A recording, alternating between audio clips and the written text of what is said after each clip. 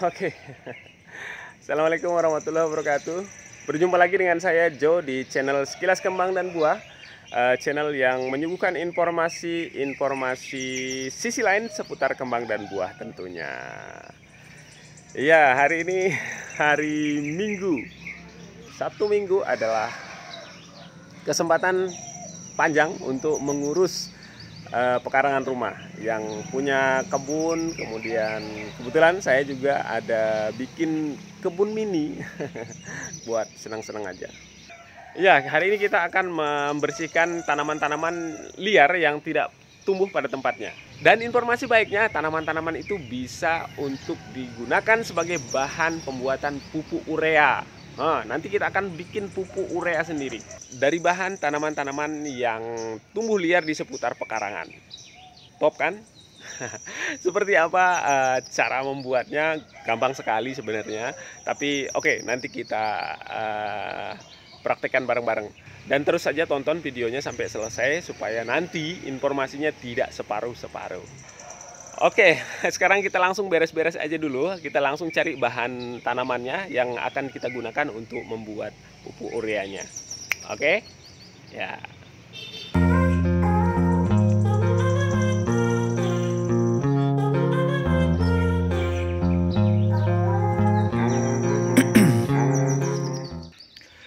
Nitrogen merupakan unsur hara yang penting bagi tanah karena berperan sebagai zat perangsang dan pemberi warna hijau agar tanaman bisa berfotosintesis.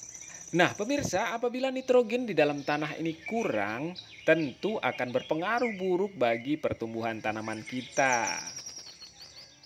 Hingga saat ini, pupuk nitrogen yang banyak dikenal dan digunakan oleh masyarakat pada umumnya adalah urea dan ZA. Padahal, sebenarnya untuk memenuhi kebutuhan nitrogen di dalam tanah, kita bisa menggunakan bahan-bahan yang ada di sekitar kita. Oke, pemirsa, bisa dilihat di seputar pekarangan ini ada tanaman bayam yang bayam liar ya, yang daunnya lebar-lebar, gede-gede gitu. Biasanya tumbuh sembarangan dia tumbuhnya dan batangnya kokoh banget. Ini akan kita jadikan bahan untuk membuat urea organik nih. Ya, untuk membuat pupuk urea ini kita akan menggunakan daun-daun yang teksturnya agak lunak ya. Seperti ini, daun bayam ini gampang sekali di remes-remes gitu itu ya. Kenapa kita menggunakan atau memilih daun tanaman yang agak lunak? Karena nanti dalam proses pembuatannya kita akan mengalami tahapan yang namanya tahap fermentasi atau diperam ya. Jadi kalau kita gunakan daun yang agak keras atau daun daun mangga atau daun pisang misalnya, agak lama fermentasinya. Itu sebenarnya alasan mengapa kita menggunakan daun-daun yang gampang hancur ya, gampang difermentasi. Iya, baiklah, sekarang kita akan mulai menyiapkan bahan-bahan yang akan kita gunakan untuk membuat pupuk nitrogen organiknya. Kali ini kita akan menggunakan tanaman yang tumbuh sembarang di halaman rumah biasanya ya. Seperti daun bayam ini, dia tumbuh sembarang aja nih di halaman rumah. Bahkan di mana tempat tanah agak gembur, dia hidupnya subur banget. Ya, kita akan menggunakan tanaman ini sebagai bahan ya. Pemirsa, untuk bahan tidak harus bayam sih sebenarnya, cuman karena di sini yang dominan ini bayam yang saya temukan, jadi saya akan menggunakan bayam. Dan bisa juga ditambah dengan daun kelor ya. Nah, daun kelor ini cukup bagus juga untuk bahan baku pembuatan pupuk nitrogen karena memang daun kelor ini sangat kaya akan unsur-unsur nitrogen di dalamnya.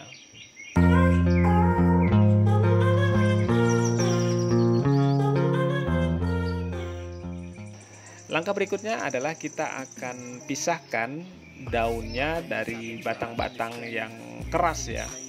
Walaupun nanti kita akan coba untuk bayam ya, khususnya untuk bayam karena batangnya tidak terlalu keras.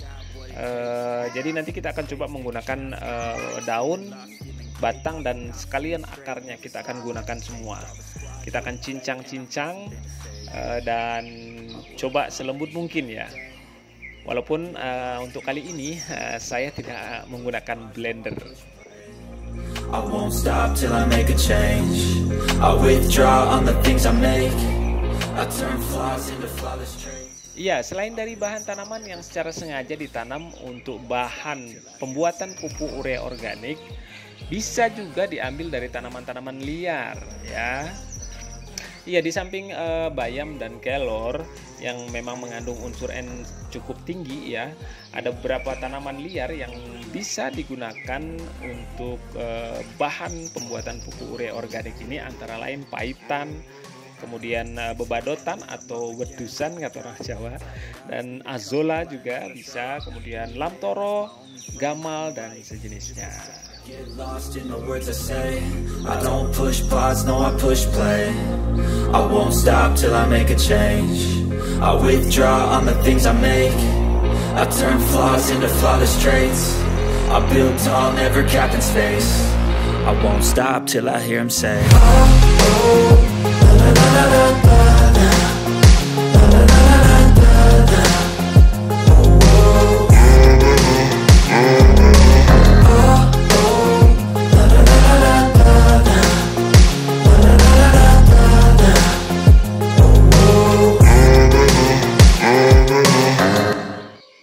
Ya, yang punya blender silahkan di blender.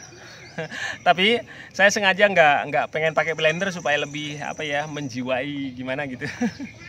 Ya, saya coba remas-remas aja dulu sambil dinikmati supaya cepat hancur ya. Oke, ini dia nih, lumayan. Ini daun bayam tadi yang sudah kita beresi dari bedengan-bedengan yang yang tumbuh di sekitaran bedengan. Kemudian yang beberapa yang tumbuh di pekarangan rumah kita cabutin, kita ambil daunnya dan batangnya juga kita pakai ya. Ya, saya sengaja pakai seluruh bagian tanamannya, dicincang-cincang tadi. Kenapa saya pakai seluruhnya? Ternyata melihat batangnya yang seger-seger gitu, itu yang mau buangnya itu gimana ya? Mau buangnya itu kok eman-eman. Kata orang Jawa eman-eman tuh bahasa Indonesianya apa ya? Aduh. Apa ya? Eman-eman. Eman-eman itu udah di lidah nih. Tolong pemirsa yang bahasa ininya eman-eman.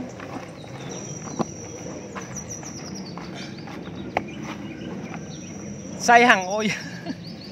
Eman-eman itu sayang kalau dibuang. Jadi makanya saya pakai semua. Jadi bayamnya saya pakai semua, dari daun, kemudian batang, dan juga akarnya. Oke.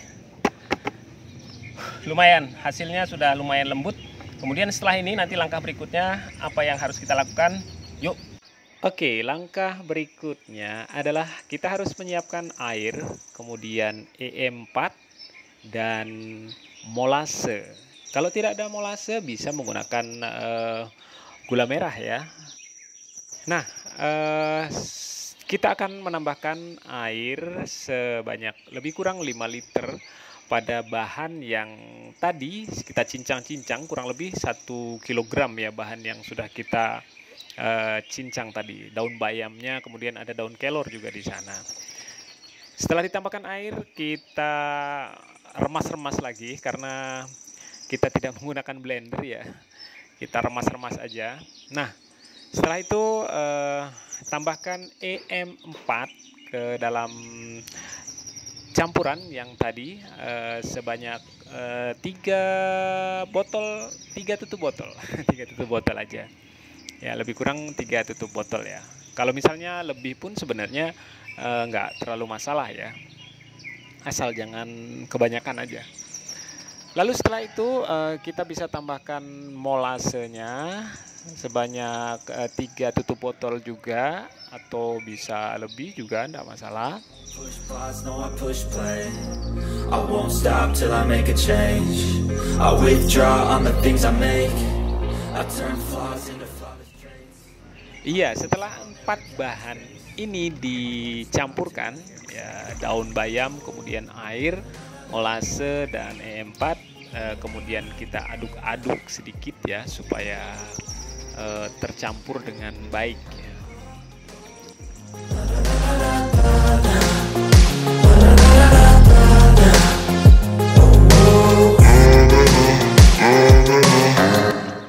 Oke, setelah itu larutan yang sudah kita buat kita masukkan ke dalam jerigen atau apa namanya tempat. Kalau tidak punya jerigen bisa menggunakan toples plastik juga bisa, atau apa ya, yang pokoknya yang ada di rumah deh. Tidak usah dipaksa harus pakai jerigen ya kalau memang tidak punya jerigen. Jangan lupa sisa-sisanya yang tadi belum terlalu lembut bisa dimasukkan aja ke dalam botolnya supaya nanti ikut terfermentasi juga. Ya memang apa namanya ya, baiknya pakai blender sih, cuman oke lah, enggak masalah. Iya, setelah sudah masuk semua, botolnya kita tutup kembali untuk kemudian kita fermentasi selama lebih kurang 14 hari atau 2 mingguan ya. Biasanya nanti 1 hari atau sekitar 24 jam itu jerigennya akan mengembang. Nah, kalau misalnya mengembang, kita bisa buka tutup botolnya, keluarkan gasnya, lalu ditutup kembali. Begitu seterusnya, dimonitor terus ya, setiap hari dimonitor. Oke, mudah-mudahan informasinya bisa bermanfaat dan tetap berkah dan menjadi buah yang baik. Wassalamualaikum warahmatullahi wabarakatuh.